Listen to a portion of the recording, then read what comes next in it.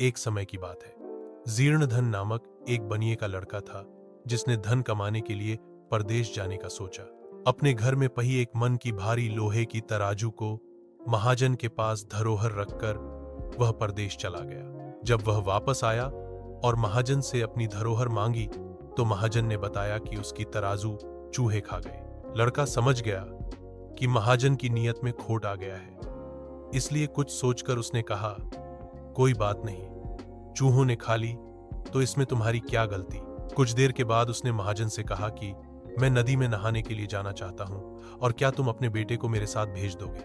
महाजन ने अपने बेटे को उसके साथ भेज दिया। उसने उसे वहां से कुछ दूर एक गुफा में कैद कर दिया। वापस आने पर जब महाजन ने पूछा, मेरा बेटा कहाँ है, तो बनिए ने कहा, उसे चील उठाकर ले गई। महाजन बोला, यह कैसे संभव है, चील इतने भयलक्के को कैसे उठाकर ले जा सकती है। बनिया बोला, बिल्कुल वैसे ही जैसे मन भर भारी तराजू को चूहे खा गए।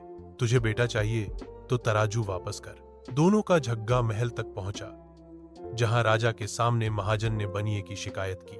राजा ने बनिए को ललका लौटाने को कहा तो बनिए ने उसे भी चील के उठा ले जाने की बात बताई। राजा ने फिर कहा, चील कैसे बच्चे को उठा सकती है। इस पर बनिए ने कहा, महाराज बिल्कुल वैसे ही जैसे मन भर के तराजू को चूहे खा सकते हैं। इस पर राजा ने जब बनिए से पूछा तो बनिए को सारी बात बतानी पड़ी और उसकी पोल खुल गई।